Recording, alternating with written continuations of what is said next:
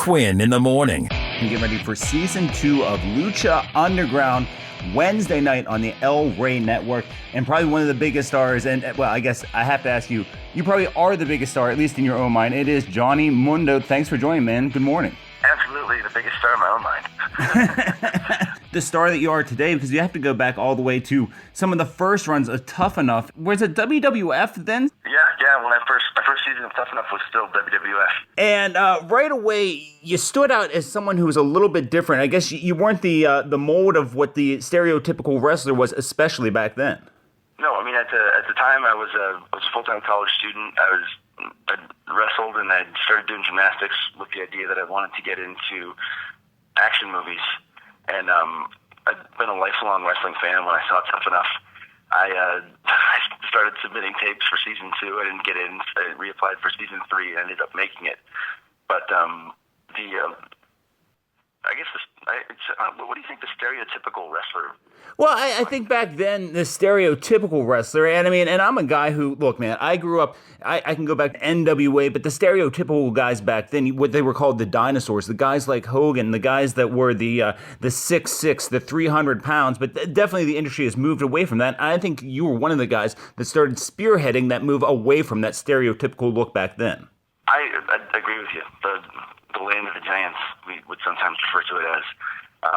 And if I tried to start my wrestling career in the 80s, I think things would have gone a lot differently.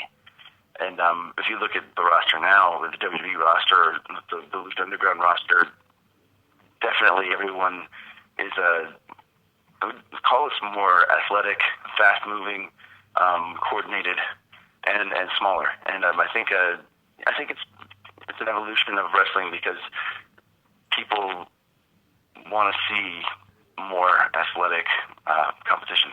I absolutely agree with you. And it's funny, I had a friend over to the house the other day, and we were talking about professional wrestling. Now, this is a guy, here I am, 40 years old, and he said he hasn't watched since he was about 13. His wife says, well, how real is it? He says, well, 95% of it's fake. I said, well, no, I would beg to differ that it's the opposite, that maybe there's a predetermined outcome, but 95% at this point is very, very real, the athletic endeavor and the risk to injury that you guys put yourself through every single day.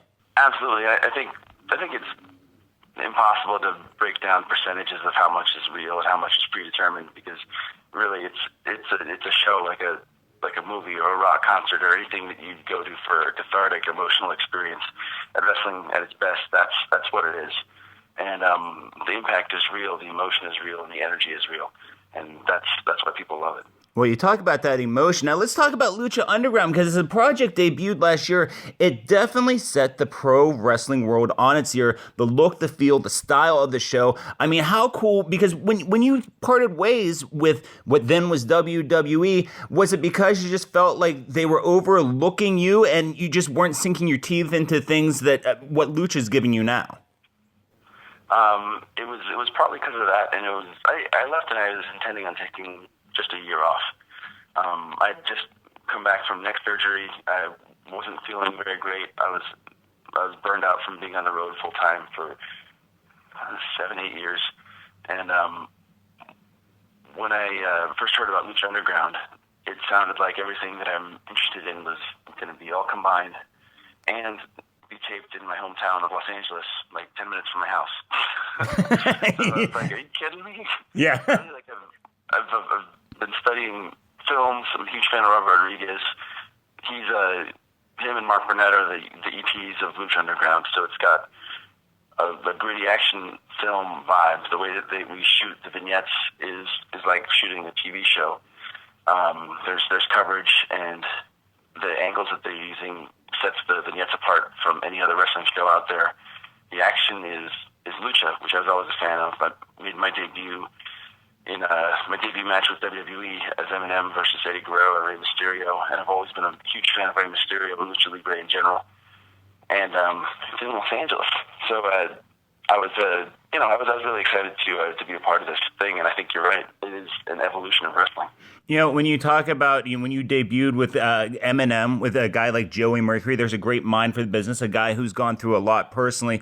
And then he came out of the indie scene, and now this revolution, the guys that are becoming mega stars on Lucha Underground, it's a new rebirth for the pro wrestling industry, and guys who maybe might have been overlooked in the past through what used to be the big two, then the big one, are now getting opportunities with places like Lucha Underground, and even more, hopefully, they right the ship with TNA as well. I know that everyone in the industry wants that to work. On a personal level, John, I mean, do you have any thoughts on why that just has never been able to turn the corner with their company? I think a lot of promotions try to do what WWE is doing, but if you don't have the resources of WWE, it just comes off like WWE light or diet WWE. TNA has amazing talent and talented people behind the scenes. And for some reason, though, it's had a lot of trouble. And I think that's one of the main differences between Lucha Underground and TNA or WWE or any other startup promotion is the way that from day one, Lucha Underground set out to make it completely different in the way that it's produced, the way that the matches are showcased, and the way that the whole world has been conceived of. The characters of Lucha Underground. We have a dragon, for example. We have Aerostar, who can blast off. There was a murder in season 1, which is something that's never been done in wrestling before. And it's a darker world, and it's a more multi-layered world. Well, I wanted to ask you about that. You talk about the creation of it and the involvement of Mark Burnett and Rob Rodriguez. Now, my question for you is, a character like Johnny Mundo, we saw go through a big arc of the character last season.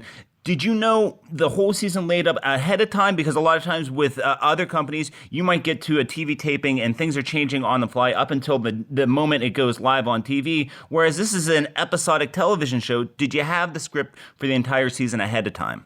It's usually a lot more planned out than my experience with WWE was. WWE had changes in plans, and everyone was constantly undercut at the last minute, which made it frustrating because storylines weren't completely followed through on or paid off all the time. And season 1 of Lucha had some changes. And for the most part, I think wrestling is, you have to go with the flow sometimes. If a bunch of wrestlers can't get their work pieces in time, the whole show is going to end up being changed, and that's just wrestling. Stuff happens like that. And season 1, I had a lot of creative autonomy as far as being able to collaborate with the creative team and the other wrestlers, and I knew kind of where my character was going and where I wanted to take him, and been really excited that I always have a lot more fun wrestling as a bad guy than a good guy. I'll just put it that way.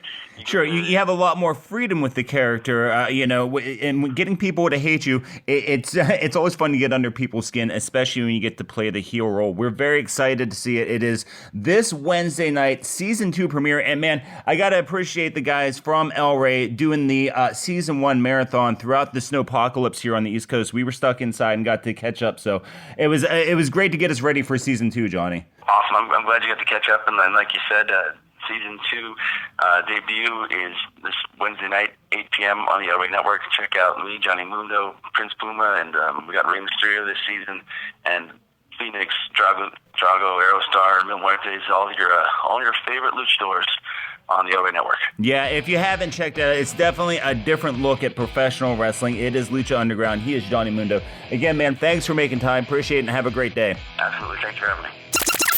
Quinn in the morning, 7 to 10. And your music, your voice around the clock. GenX.fm.